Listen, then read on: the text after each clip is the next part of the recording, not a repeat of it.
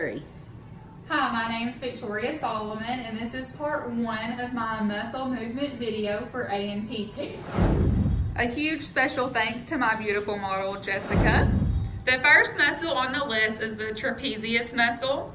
Movements of this muscle include turning of the head, shrugging of the shoulders, and rotating of the arms. Concentric movement of the trapezius is depression of the shoulders, supination, and turning the head back to midline. Eccentric movement of the trapezius is elevation of the shoulders, pronation of the hands, and turning the head from left to right. Forceful movement of the trapezius includes depression of the shoulders, supination of the hands, and rotating the head back to midline. Stretching movement of the trapezius includes elevation of the shoulders, pronation of the hands, and turning the head from left to right. The joints the trapezius muscle crosses are the sternoclavicular, acromioclavicular, and the glenohumeral. The trapezius muscle originates at the occipital bone and C7 through T12, as illustrated from the top sticky note to the midpoint of the back, and inserts at the lateral clavicle, the acromion, and the scapula, illustrated by the sticky note on the shoulder, and the lateral clavicle, as illustrated by the front. The next muscle on the list is the sartorius muscle. It moves the hip joint. Concentric movement of the sartorius muscle is flexion of the hip, and eccentric is extension of the hip. Forceful movement is flexion, and stretching is extension. It crosses the hip and the knee joint. It also covers the iliac spine of the hip and the knee. It originates in the anterior superior iliac spine, as illustrated by the top sticky note, and the insertion is the pes annerius, which is illustrated by the lower sticky note. And say hi to me. The next muscle is the latissimus dorsi. It is also the largest muscle in the upper body. This movement is that it moves the shoulders. Imagine you are working out and holding a bar. The concentric motion would be pulling the bar down, or adduction, and then lifting the bar back up is eccentric, and that is also abduction.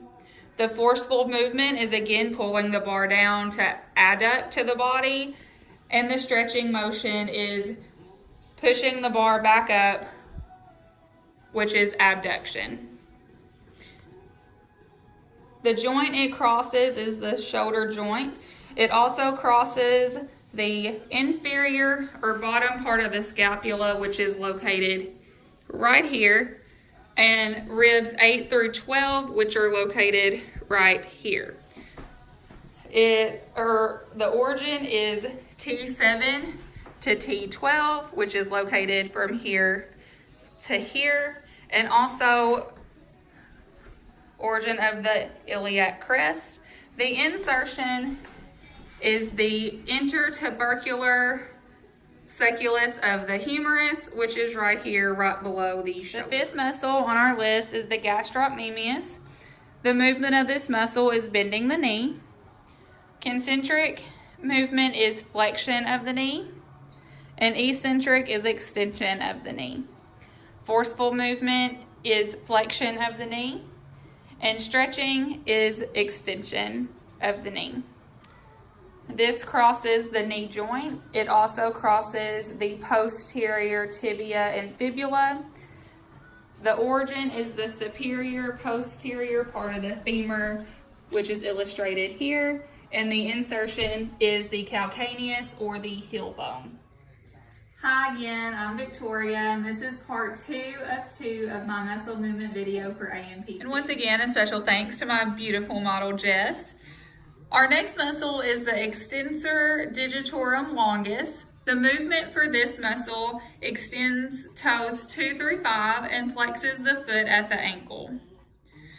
The concentric movement is rising the foot up at the ankle, or dorsiflexion. And the eccentric movement is lowering the foot at the ankle. Forceful movement is lowering the foot at the ankle. Stretching is dorsiflexion of the toes and the foot at the ankle. It crosses the anterior ankle joint. It covers the tibia and the fibula. The origin is the lateral condyle of the tibia and superior 3/4 of interosseous membrane, where the top pink sticky note is located. The insertion is the middle and distal phalanges 2 through 5. The next muscle on our list is the flexor carpi radialis. This movement is, it moves the hand at the wrist. Concentric movement is flexion of the hand at the wrist.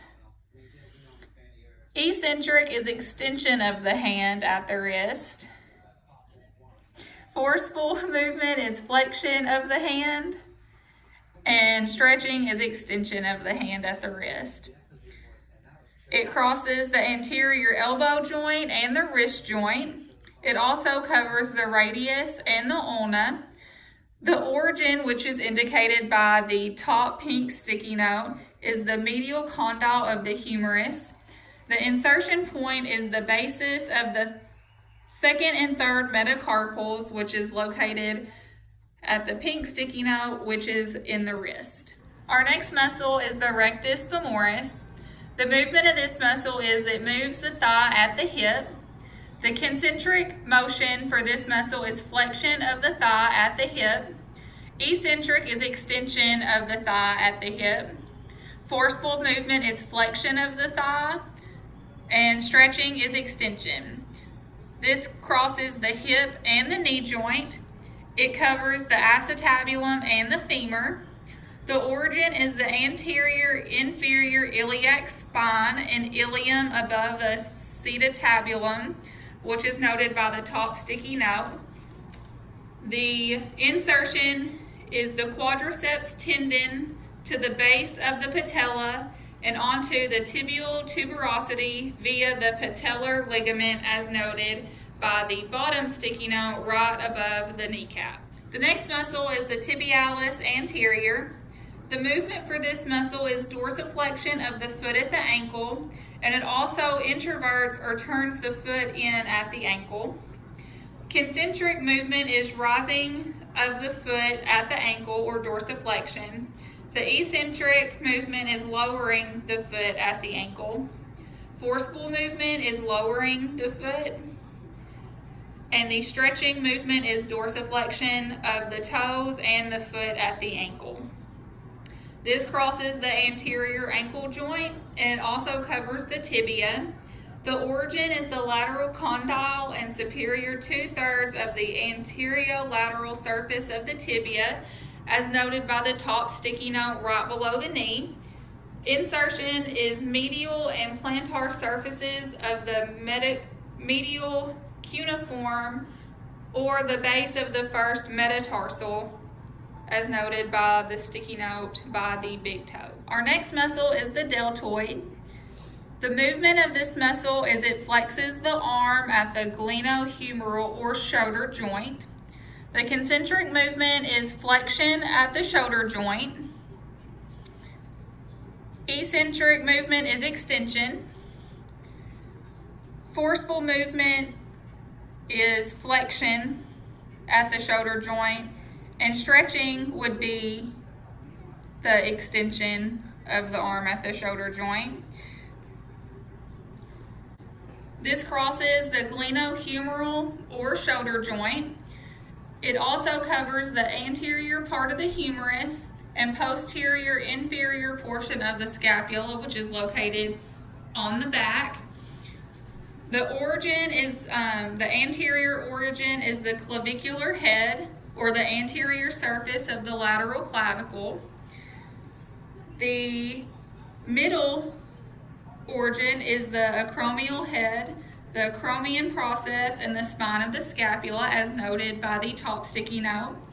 Insertion is the deltoid tuberosity of the humerus, which is located by the bottom sticky note. Our last muscle is the biceps brachii.